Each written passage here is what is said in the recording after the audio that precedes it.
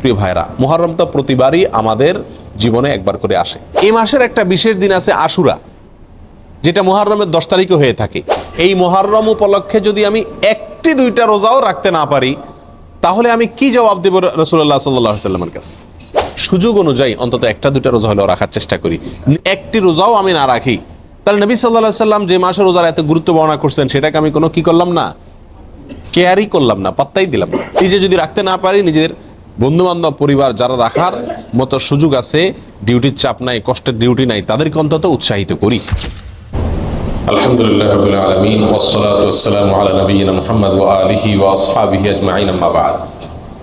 প্রশংসা কেবল আল্লাহ সুবহানাহু ওয়া তাআলার জন্য, দরুদ এবং সালাম নাজিল হোক প্রিয় নবী মুহাম্মদ মুস্তাফা সাল্লাল্লাহু আলাইহি ওয়াসাল্লামের প্রতি।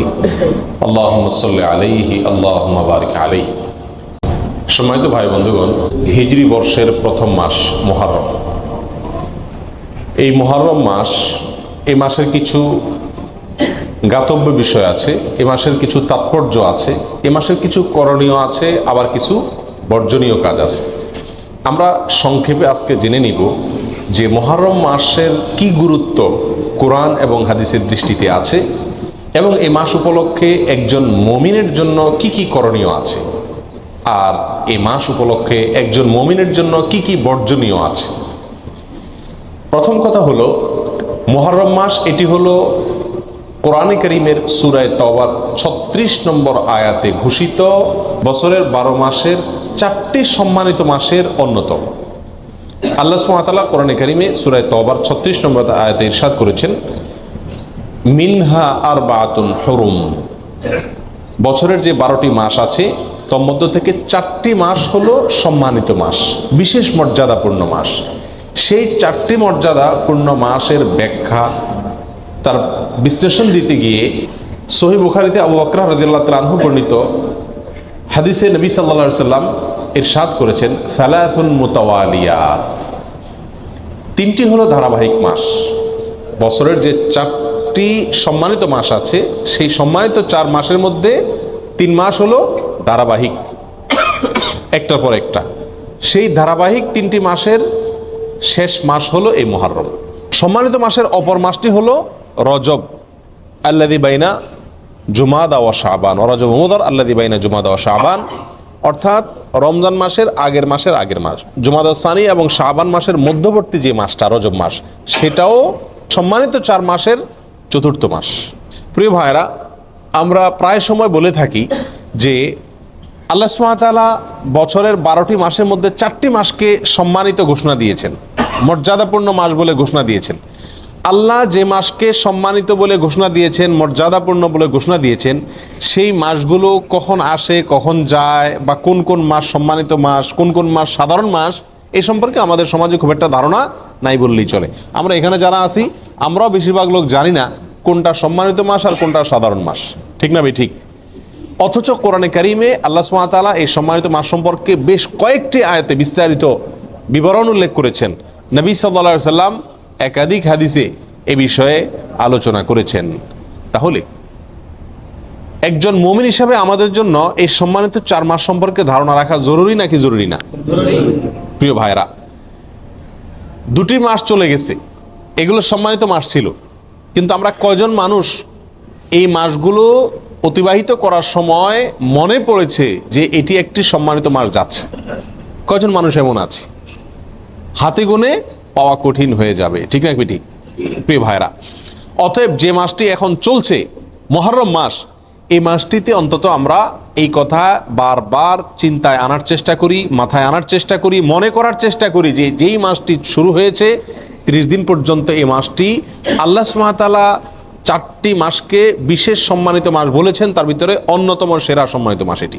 মুহররম শব্দের অর্থই হলো সম্মানিত। মুহররম শব্দের অর্থ কি? সম্মানিত।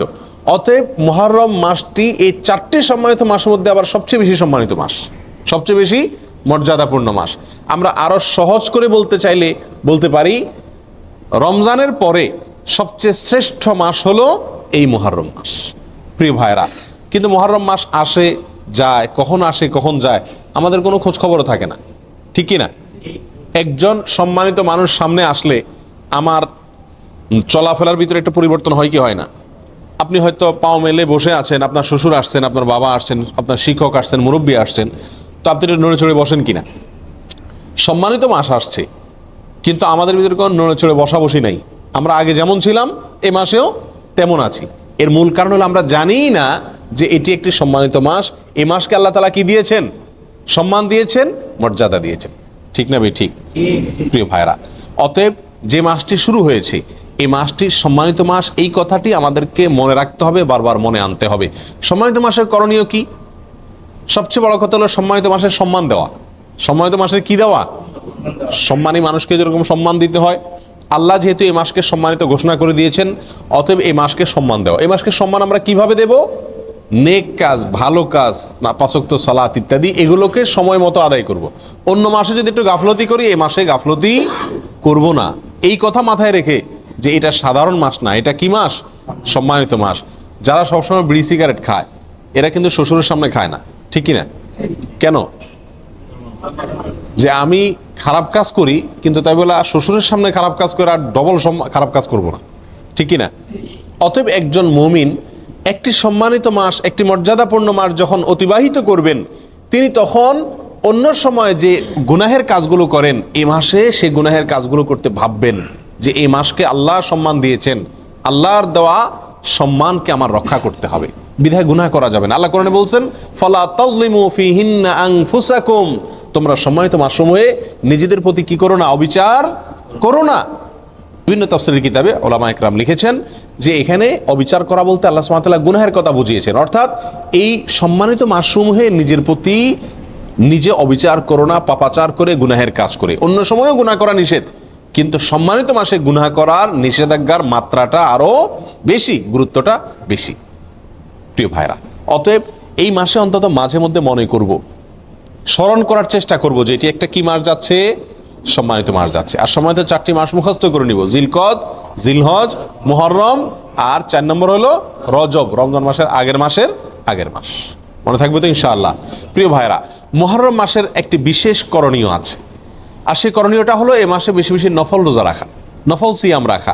নবী সাল্লাল্লাহু আলাইহি সাল্লাম সহিহ মুসলিমের হাদিসে আসছে, তিনি ইরশাদ করেছেন, আফদালুস সিয়ামি বা'দা রমাদান শাহরুল্লাহিল মুহাররম, রমজানের পরে সবচেয়ে উত্তম রোজা হলো আল্লাহর মাস মুহররম মাসের রোজা। আল্লাহর মাস মুহররম মাসের রোজা। মুহররম মাসকে কার মাস বলা হয়েছে ভাই? আল্লাহর মাস বলা হয়েছে। কে বলেছেন? রাসূল করিম সাল্লাল্লাহু আলাইহি ওয়াসাল্লাম। অতএব এই মাসটির বিশেষ মর্যাদা, এক তো সম্মানিত 4 মাসের একটি মাস, আরেকটি মর্যাদা পেলাম যে এই মাসকে আল্লাহর মাস বলে নবী সাল্লাল্লাহু আলাইহি ওয়াসাল্লাম এই মাসকে বিশেষ সম্মান দিয়েছেন। বলে অন্যগুলা কার মাস? অন্যগুলোও আল্লাহর মাস, কিন্তু এটাকে আল্লাহর দিকে সম্বন্ধ করে এই মাসের বিশেষ মর্যাদা, স্পেশাল মর্যাদার কথা ইঙ্গিত করা হয়েছে। প্রিয় ভাইরা, অতএব এই মাসের করণীয় হলো বেশি বেশি নফল রোজা রাখা। রমজানের পরে সবচেয়ে উত্তম নফল রোজার জন্য উত্তম মাস হলো এই মাস। নফল রোজার শ্রেষ্ঠ মাস মুহররম মাস। প্রিয় ভাইরা, আমরা বেশিরভাগ মানুষ মুহররম মাস উপলক্ষে আশুরার 1-2টা রোজা রাখি, ওইটা আশুরা উপলক্ষে, ওইটা ভিন্ন। মুহররম হিসাবে এই মাসে নবী সাল্লাল্লাহু আলাইহি সাল্লাম রোজা রাখার গুরুত্ব বর্ণনা করেছেন। রমজানের পরে সবচেয়ে বেশি রোজার জন্য গুরুত্বপূর্ণ মাস হিসেবে অভিহিত করেছেন। তিনি নিজে অবশ্য শাবানে রেখেছেন, এই মাসে রাখার সুযোগ তিনি পান না। এই মাসে রোজার ফজিলত নাজিল হওয়ার পরে তিনি রাখার সুযোগ পান নাই, তার আগেই হয়তো তিনি দুনিয়া থেকে বিদায় নিয়ে গেছেন, আর সেজন্য তিনি রাখতে পারেন নাই, কিন্তু আমাদেরকে জানাই গেছেন। প্রিয় ভাইরা, মুহররম তো প্রতিবারই আমাদের জীবনে একবার করে আসে, প্রতি বছরই একবার করে আসে।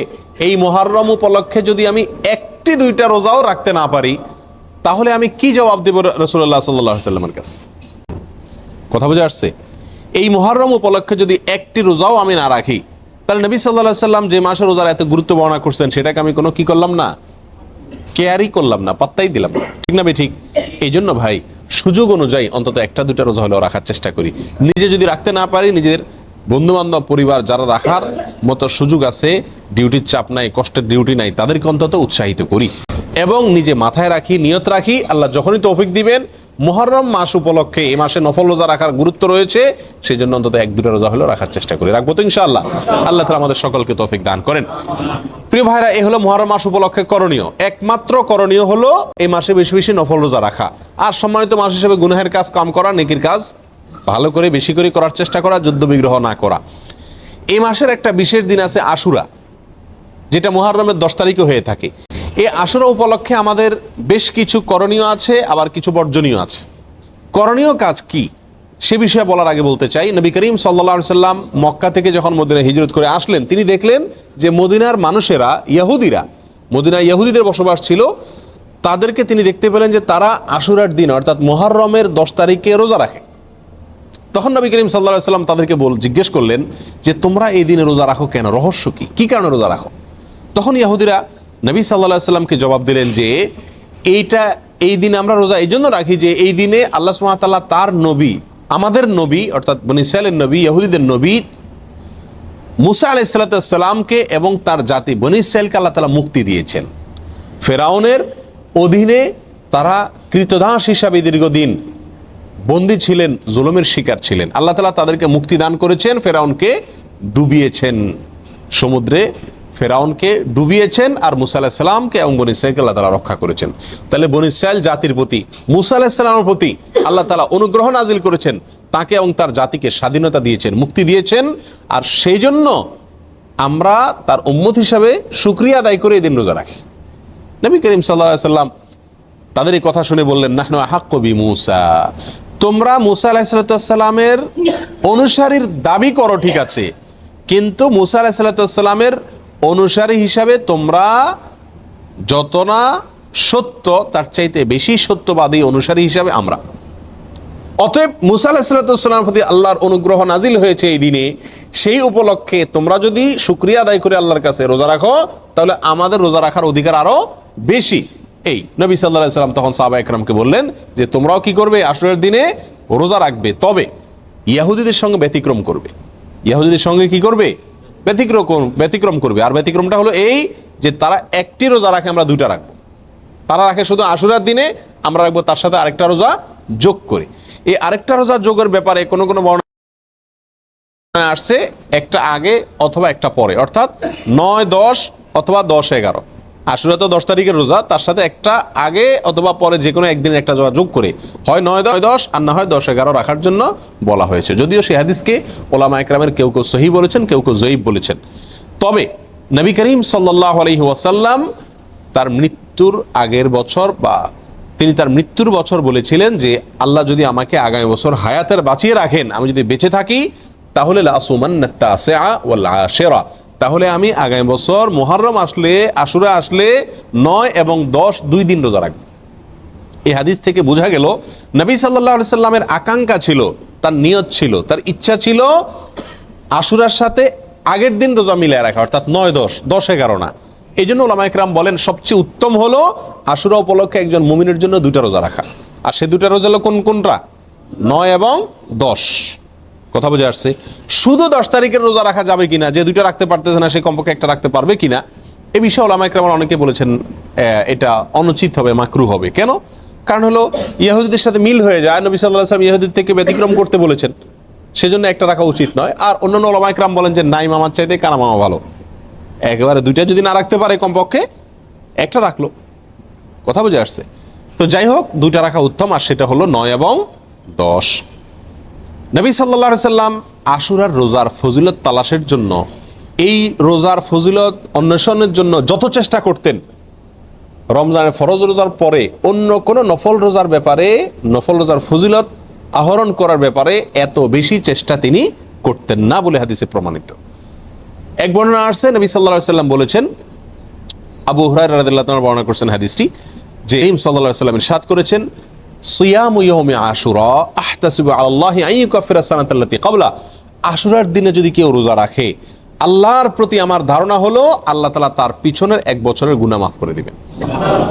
ছোট ছোট যে অপরাধগুলো হয়ে থাকে এগুলো আল্লাহ তাআলা মাফ করে দিবেন যদি কেউ কি রাখে, আশুরার রোজা রাখে। প্রিয় ভাইয়েরা, এই রোজার এত বেশি গুরুত্ব যে মদিনাতে সাহাবা একরাম ফরজ রোজা ছাড়া অন্য কোন নফল রোজার জন্য নিজের শিশুদেরকে রোজা রাখাইতেন না, বা রাখাইতেন বলে জানা যায় না, কিন্তু আশুরার রোজা তাদের ছোট ছোট শিশুদেরকে দিয়ে রাখাইতেন। এবং শুধু রাখাইতেন তা নয়, বাচ্চারা যাতে রোজাটা রাখতে পারে, যাতে ক্ষুধার তাড়নায় ভেঙে না ফেলে, সেজন্য তাদেরকে খেলনা ইত্যাদি দিয়ে ভুলায় রাখতেন।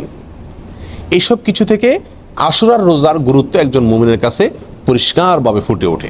এই জন্য ভাই, মুহররমের 10 তারিখে আমরা কি রাখবো? ইনশাআল্লাহ রোজা রাখবো আর তার সাথে 9 তারিখ মিলিয়ে রাখবো। বাংলাদেশে যারা আছেন তারা বাংলাদেশে আকাশে যেহেতু একদিন পরে চাঁদ দেখা যায় সৌদি আরবের পরে, আমাদের ভৌগোলিকভাবে আমাদের অবস্থানের কারণে একদিন পরে যেহেতু আমাদের আকাশে চাঁদ দেখা যায়, সেহেতু আমরা এদেশের একদিন পরেই সাধারণত কি রেখে থাকি, আপনার আশুরা রোজা রেখে থাকি। আল্লাহ তাআলা আমাদের সকলকে আমলটা করার তৌফিক দান করেন। প্রিয় ভাইরা, এই ঘটনা থেকে, এই আলোচনা থেকে আমরা জানতে পারলাম আশুরা এটা একটি বিজয়ের দিন। আশুরার দিনটা একটা কিসের দিন? বিজয়ের দিন, একটা মুক্তির দিন। কার মুক্তির দিন? মুসা আলাইহিস সালামের। কার বিজয়ের দিন? মুসা আলাইহিস সালাম এবং বনী ইসরাইলের। আল্লাহর একজন উলুল আজম নবী, একজন সিনিয়র একজন নবী মুসা আলাইহিস সালামের বিজয়ের দিন, তার প্রতি আল্লাহর রহম নাজিলের দিন, মুক্তির দিন, ঠিক কিনা? এবং সেই হিসাবে আমরা বলতে পারি এটা একটি মূলত সুখের দিন। একটি কিসের দিন? সুখের দিন। বিজয়ের দিন হিসাবে কি? সুখের দিন। আর এই জন্য তো শুকরিয়া আদায় করে রোজা রাখতে হয়। কিন্তু আমাদের দেশে শতকরা 99 জন মানুষ আশুরা বলতে জানে এটা হলো শোকের দিন, সুখের উল্টা শোকের দিন, ঠিক না ভাই? ঠিক। আমাদের দেশে মানুষ জানে আশুরা মানে কারবালার দিন। আশুরা মানে কিসের দিন ভাই? কারবালার দিন। আশুরা আসলে মানুষ জানে যে এই দিনে কারবালা একটা নির্মম হত্যাকাণ্ডের ঘটনা ঘটেছিল, এটা মানুষ জানে। কিন্তু এর পিছনের যে ইতিহাস, এর যে আরো গোড়ার ইতিহাস, এর যে মূল এবং আসল ইতিহাস, মুসা আলাইহিস সালামের বিজয়ের ঘটনা, সেটা আমাদের দেশে মানুষ কি করে না? জানে না। প্রিয় ভাইরা, এই দিনটিতে বিজয় হয়েছিল মুসা আলাইহিস সালামের, সেটি হলো এই দিনের মূল ঘটনা, আসল ঘটনা। আর সেই ঘটনাকে কেন্দ্র করেই নবী সাল্লাল্লাহু আলাইহি ওয়াসাল্লাম রোজা রাখতে আমাদেরকে কি করেছেন? নির্দেশ করেছেন। সেটা আমাদের জন্য পালনীয়। কিন্তু একই দিনে ঘটনাচক্রে আরেকটি দুর্ঘটনাও ঘটে গিয়েছিল। একটি নির্মম, পৃথিবীর ইতিহাসের নির্মমতম হত্যাকাণ্ড ঘটে গিয়েছিল। নবী সাল্লাল্লাহু আলাইহি সাল্লামের অত্যন্ত প্রিয় দৌহিত্র হোসেন রাদিয়াল্লাহু তাআলা আনহুকে অত্যন্ত নির্মমভাবে হত্যা করা হয়েছিল কারবালায়। প্রিয় ভাইরা, এই কারণে আমাদের অনেক ভাইরা মনে করেন যে তাহলে এই দিনে আর সুখ পালন করা যাবে না, এই দিনে আর আল্লাহর প্রতি শুকরিয়া আদায় করে রোজা রাখা যাবে না। তাহলে কি করতে হবে? শোক পালন করতে হবে। এই ঘটনাকে বোঝানোর জন্য একটা ছোট এক্সাম্পল, ছোট একটি উপমা দিয়ে থাকি। সেটা হলো, ধরুন 16 ডিসেম্বর আমাদের বিজয় দিবস। বাংলাদেশের মানুষকে আল্লাহ তাআলা বিজয় দান করেছেন 16 ডিসেম্বরে। 16 ডিসেম্বরের বিজয় দিবস মানে খুশির দিন, আনন্দের দিন, শুকরিয়া আদায় করার দিন। এই দিনে ঘটনাচক্রে যদি বিজয়ের ঘটনার বহু বছর পরে যদি এই দিনে কোনো দুর্ঘটনা ঘটে, কোনো বন্যা, প্লাবনে হাজার হাজার মানুষ মারা যায়, তাহলে কি এই দিনটা বিজয় দিবস পরিবর্তন হয়ে শোকের দিবস হয়ে যাবে? কখনো হবে? এটা সম্ভব কোনোদিন? বড়জোর এরকম হতে পারে, বিজয় দিবসের আলোচনা বা বিজয় দিবসটা আসলেই ওই দুর্ঘটনার পর থেকে যতবার বিজয় দিবস আসবে, বিজয় দিবসে আলোচনা আসবে, তখন মানুষের মনে পড়বে, মানুষ স্মরণ করবে, বলবে যে এটি আমাদের বিজয় দিবস, খুশির দিবস হলেও দুঃখজনকভাবে এই দিনে একটি বিচ্ছিন্ন দুর্ঘটনাও ঘটে গিয়েছিল, ঠিক না ভাই? ঠিক। কিন্তু এই দিনের আসল ঘটনা বিজয়কে ভুলে গিয়ে শোক পালন করা, এটা কোনোদিন হবে? যৌক্তিক হবে? হবে না। অতএব কারবালার যে ঘটনা ঘটেছিল সেটাও 10ই মুহররম ঘটেছিল, কিন্তু এই দিনে আসল যে ঘটনা ঘটেছে মুসা আলাইহিস সালামের বিজয়, সেটা কোনোদিন চাপা পড়ে যাওয়া এটা যুক্তিসঙ্গত নয়। বিধায় একজন মুমিন আশুরা আসলে সর্বপ্রথম তার মাথায় চলে যাবে কোন দিন? মুসা আলাইহিস সালামের বিজয়ের দিন। এরপরে পাশাপাশি একই দিনে যেহেতু আরেকটি নির্মম ঘটনা ঘটেছে সেটাও তার মনে আসতে পারে, এবং সে উপলক্ষে হোসেন রাদিয়াল্লাহু তাআলা আনহু সহ তার পরিবারের সদস্যরা যারা নির্মমভাবে নিহত হয়েছিলেন, হত্যা করা হয়েছিল, তাদের জন্য আল্লাহ সুবহানাহু ওয়া তাআলার কাছে দোয়া করতে পারেন। যারা হত্যায় জড়িত ছিল তাদেরকে আল্লাহ সুবহানাহু ওয়া তাআলা পৃথিবীর ইতিহাসের নিকৃষ্টতম সাজা যেন তাদেরকে দেন, সেজন্য আল্লাহর কাছে আরজি পেশ করতে পারেন। কিন্তু তাই বলে আপনি কি করতে পারেন না? তাজিয়া মিছিল, শোক মিছিল এগুলা বের করতে পারেন না। কারণ ইসলাম 3 দিনে বেশি কোনো মৃত্যুতে, কোনো দুর্ঘটনায় শোক পালন করার সুযোগ, অনুমতি দেয় নাই। অতএব রাজনৈতিক আপনার বিভিন্ন দলগুলো তাদের শোক পালন করে থাকে বছরকে বছর, যুগ যুগ ধরে, সেটা ভিন্ন বিষয়। কিন্তু ইসলামী শরীয়তে কোনো মানুষের মৃত্যুর পরে 3 দিনের বেশি শোক পালন করার কোনো সুযোগ, অনুমোদন নাই, প্রিয় ভাইরা। অতএব আশুরা উপলক্ষে প্রথম আমাদেরকে খেয়াল রাখতে হবে যে আমাদের ধারণাটাকে পরিবর্তন করতে হবে। এই দিনটি কারবালার দিন নয়, এই দিনটি হলো মুসা আলাইহিস সালামের বিজয়ের দিন, পাশাপাশি কারবালা ঘটনাও ঘটেছে। আল্লাহ তাআলা আমাদেরকে সঠিকটা বুঝার তৌফিক দান করেন। প্রিয় ভাইয়েরা, এখন আমরা এই দিনে কি আসলে যেহেতু দুইটা ঘটনায় ঘটছে, কোনটাকে আমরা বড় করে দেখব? মুসা আলাইহিস সালামের বিজয়কে বড় করে দেখব, নাকি হোসেন রাদিয়াল্লাহু তাআলা আনহুর মৃত্যুকে, শাহাদাতকে, শোকের দিনটাকে, শোকটাকে বড় করে দেখব? কোনটাকে বড় করে দেখব? মুসা আলাইহিস সালামের বিজয়টাকে বড় করে দেখব। কেন? দুই কারণ। নাম্বার এক, মুসা আলাইহিস সালামের বিজয়ের খবর দিয়ে গেছেন মুহাম্মদ সাল্লাল্লাহু আলাইহি ওয়াসাল্লাম, এবং তিনি ওই বিজয় পালন করা, রোজা রাখার মাধ্যমে সেই বিজয় পালন করার জন্য আমাদেরকে শিক্ষা দিয়ে গেছেন। ঠিক না ভাই? ঠিক। শুকরিয়া আদায় করার জন্য রোজা রাখার আদর্শ তিনি রেখে গেছেন। তার আদর্শ পরিবর্তন হওয়ার কোনো সুযোগ আছে? আল্লাহ সুবহানাহু ওয়া তাআলা বলেছেন, আল ইয়াউমা আকমালতু লাকুম দীনাকুম ওয়া আতমামতু আলাইকুম নি'মাতি ওয়া রাদিতু লাকুমুল ইসলামা দীনা। তোমাদের প্রতি আজ আমি ইসলামকে পরিপূর্ণ, আমার নিয়ামতকে পরিপূর্ণ করে দিয়েছি। ইসলামের মধ্যে নবী সাল্লাল্লাহু আলাইহি সাল্লামের ইন্তেকালের পরে, তার মৃত্যুর পরে আর কোনো জিনিস যোগ হওয়া অথবা বিয়োগ হওয়ার কোনো সুযোগ নাই। অতএব নবী সাল্লাল্লাহু আলাইহি সাল্লামের মৃত্যুর বহু বছর পরে কারবালার ঘটনা ঘটেছে, বিধায় কারবালার ঘটনাকে কেন্দ্র করে কোনো কর্মসূচি যদি দিতে হয়, একই দিনে নবী সাল্লাল্লাহু আলাইহি সাল্লামের কর্মসূচি থাকে, দেওয়া কর্মসূচি থাকে, তাহলে কোনটা অগ্রাধিকার পাওয়ার কথা? নবী সাল্লাল্লাহু আলাইহি সাল্লামের দেওয়া কর্মসূচি, তার শেখানো বাতানো আমলের অগ্রাধিকার হওয়া যুক্তির দাবি। ঠিক না ভাই? ঠিক। প্রিয় ভাইয়েরা, অতএব এই দিনে আমাদের যে ভুল একটি কালচার আমাদের সমাজে প্রচলিত আছে, সেটা হলো এই দিন উপলক্ষে আমাদের সমাজে সবচেয়ে বড় ভুল, এই দিন উপলক্ষে সবচেয়ে বড় ভুল হলো যে এই দিনটাকে আমরা মনে করি কারবালার দিন। এই দিনটার আসল ইতিহাসটাকে আমরা জানি না। প্রিয় ভাইরা, এর পিছনে আমাদের মিডিয়ার বিশাল বড় ভূমিকা। আমাদের দেশে যে সমস্ত মিডিয়া আছে, সেটা প্রিন্ট মিডিয়া হোক আর ইলেকট্রনিক মিডিয়া হোক, এই সব মিডিয়াগুলো সব সময় দেখবেন সুন্নাহকে কখনো এরা প্রচার করে না, সবসময় বেদাতকে ফলাও করে এবং প্রচার করে, সুন্নাহকে দমিয়ে রাখার চেষ্টা করে মিডিয়াগুলো। যেমন এই আশুরাকে কেন্দ্র করে আপনারা দেখবেন ঢাকা শহরের পুরান ঢাকায় মিরপুরে দুই একটা জায়গাতে 200, 150, 100 ছোট ছোট বাচ্চা পোলাপান, এরা তাজিয়া মিছিল মানে শোক মিছিল বের করে, কারবালা ঘটনাকে স্মরণ করে আশুরার দিনে শোক মিছিল বের করে। ওই মিছিলের ঘটনাকে, ওই মিছিলকে আপনার সারাদিন টেলিভিশন, রেডিও, পত্রপত্রিকায় ফলাও করে প্রকাশ করে, এবং ওই দিনের সংবাদের অন্যতম শিরোনাম থাকে সমস্ত মিডিয়াগুলোতে, আজ পবিত্র আশুরা। আজকের এই দিনে মহানবী হযরত মুহাম্মদ সাল্লাল্লাহু আলাইহি সাল্লামের প্রিয় দৌহিত্র হুসাইন রাদিয়াল্লাহু তাআলা আনহুকে কারবালার প্রান্তরে, ইরাকের কারবালার প্রান্তরে নির্মমভাবে শহীদ করেছে অমুক অমুক অমুক অমুকে। এখানে বলতে বলতে কোনো মিডিয়াতে, বিশেষ করে রেডিও চ্যানেলগুলোতে বিশিষ্ট সাহাবী, কোরআনের লেখক, ওহির লেখক মুআবিয়া রাদিয়াল্লাহু তাআলা আনহুকে অকথ্য ভাষায় গালিগালাজ করা হয়। কথা বুঝে আসছে?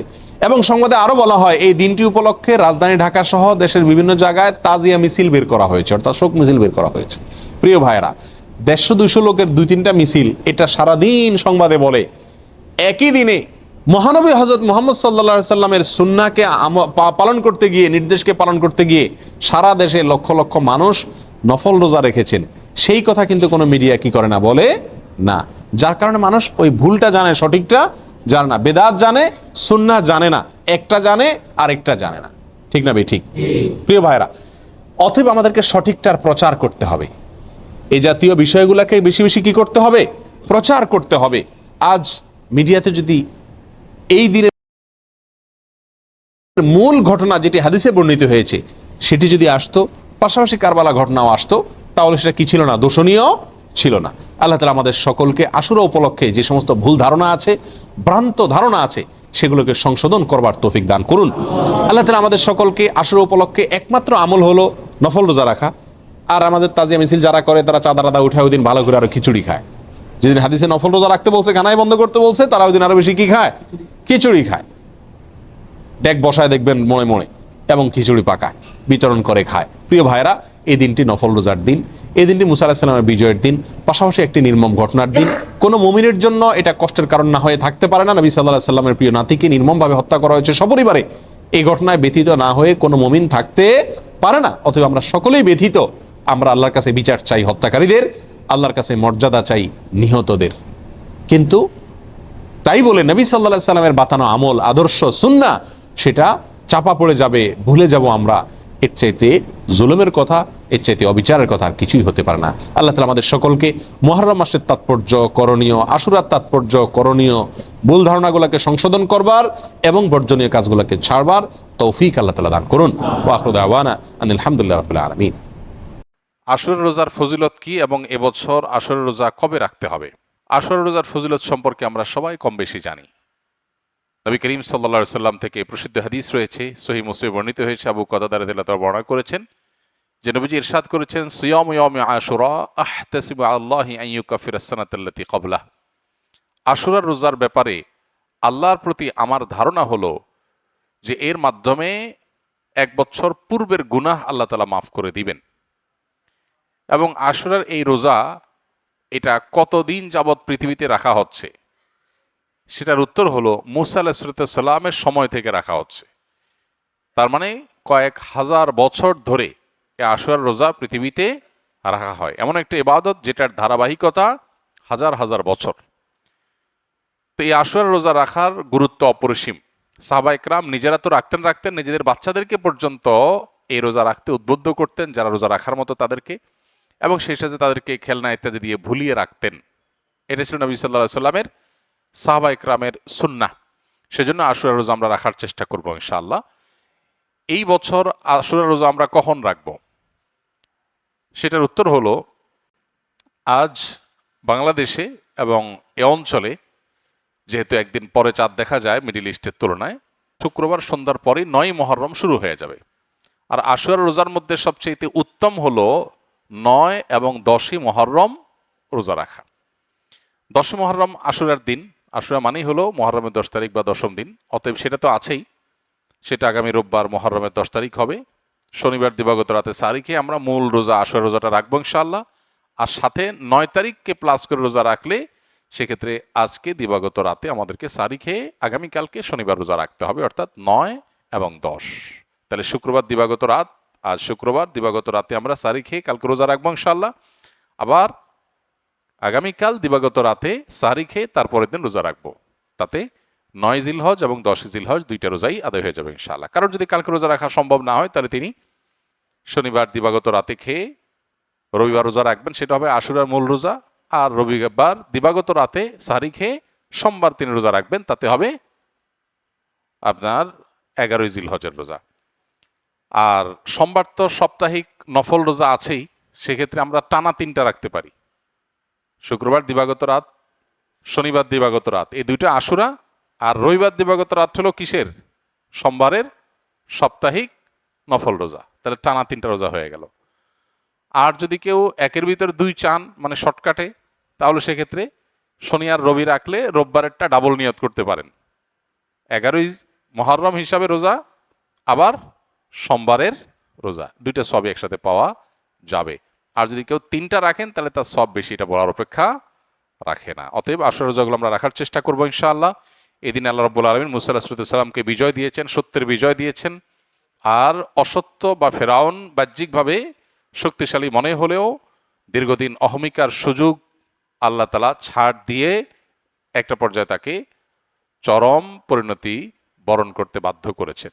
সেই ঐতিহাসিক দিন আল্লাহ নবী মুসা আলাইহিস সালাম সেটার জন্য আল্লাহর কাছে শুকরিয়া আদায় করে তিনি রোজা রেখেছেন, এবং তার অনুসরণে আমরাও রোজা রাখি। এবং ইয়াহুদীদের রোজার চাইতে আমাদের রোজা যেন ভিন্নতর হয়, সেজন্য আমরা 2টা রোজা রাখি। এবং সেই 2টা রোজার ভিতরে সবচেয়ে উত্তম হয় 9-10, 9-10 না পারলে 10-11, এই 2টা ধাপের রোজা। আর যদি সেটার কোনোটাই সম্ভব না হয়, শুধু একটাই রাখতে পারে, তাহলে 10 তারিখের রোজাটাও রাখা যেতে পারে, যদি অনেক কোন সেটাকে নিষেধ করেছেন। আশুরা উপলক্ষে কি কি আমল করব? আশুরা উপলক্ষে সর্বপ্রথম এবং প্রধান আমল হলো রোজা রাখা, যেটা আমরা এতক্ষণ বললাম। মুহররমের 10 তারিখ এবং তার সাথে 9 তারিখ, এই 2টা রাখা উত্তম। কারণ নবী সাল্লাল্লাহু আলাইহি সাল্লাম বলেছেন, যদি আমি আগামী বছর বেঁচে থাকি তাহলে আমি 9-10 রোজা রাখবো। এই জন্য 9-10 রাখাটা উত্তম, এটা নবীজির স্বপ্ন ছিল, আকাঙ্ক্ষা ছিল।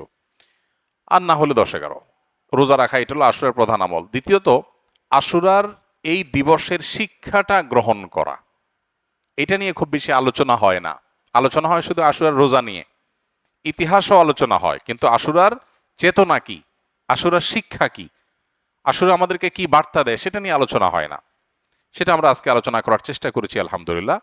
অতএব আশুরা উপলক্ষে প্রতি বছরই আমাদের এই শিক্ষাটা ধারণ করা দরকার যে সত্যের বিজয় হবেই হবে, দুদিন আগে আর দুদিন পরে। আর অসত্য এবং বাতিল লাঞ্ছিত, অপমানিত, পরাজিত, নিমজ্জিত হবেই হবে, সেটাও 2 দিন আগে বা পরে। ফেরাউন শক্তিশালী ছিল, ফেরাউন ক্ষমতাবান ছিল, জালিম ছিল, তাই বলে তার পক্ষাবলম্বন সত্যের অনুসন্ধানে মানুষরা করে নাই। মুসা আলাইহিস সালাম দুর্বল ছিলেন, তার অনুসারী বনী ইসরাঈলও দুর্বল ছিলেন, তারা শোষিত ছিলেন, আর ফেরাউন শোষণকারী ছিল। এই দুইয়ের মধ্যে আল্লাহ তাআলা চূড়ান্ত হাসি, শেষ হাসি, চূড়ান্ত বিজয় এটা দান করেছেন কাকে? মুসা আলাইহিস সালামকে। অতএব সত্যের বিজয় হয় 2 দিন আগে আর পরে। এই চেতনা, এই শিক্ষা মাথায় রেখে যদি আমরা চলি, আমরা সত্যের সাথে থাকবো, সেটা দুর্বল হলেও সত্যের সাথে থাকবো, সংখ্যায় কম হলেও। আমি শুধুমাত্র শক্তি, সামর্থ্য, দল, গ্রুপ, মতাদর্শ এগুলো দেখে, জোয়ার দেখে আমি চলবো না, আমি আদর্শের ভিত্তিতে চলবো। এই শিক্ষাটা আমাদেরকে আসলে দিয়ে থাকে। অতএব সেই শিক্ষাটা আমরা ধারণ করার চেষ্টা করব ইনশা আল্লাহ। আশুরা উপলক্ষে একটা হাদিস, যে হাদিসকে ইমাম তিরমিজি রাহিমাহুল্লাহ বিশুদ্ধ বললেও, হাসান বললেও, অন্য ইমামরা অনেকে জয়ীব বলেছেন, সেটা হলো এই দিনে আল্লাহ তাআলা আল্লাহর বান্দাদেরকে মাফ করার ইতিহাস আছে। অতএব পরবর্তী জাতিরাও আল্লাহর কাছে তওবা করলে এই দিনে তওবা কবুল হবে, আল্লাহ তওবা করবেন, কবুল করবেন। তো সেই হাদিসের উপর ভিত্তি করে কেউ আল্লাহর কাছে এই দিনে ইস্তেগফার এবং তওবাও করতে পারে, যেহেতু নফল আমল, এটা চাইলে কেউ করতে পারেন।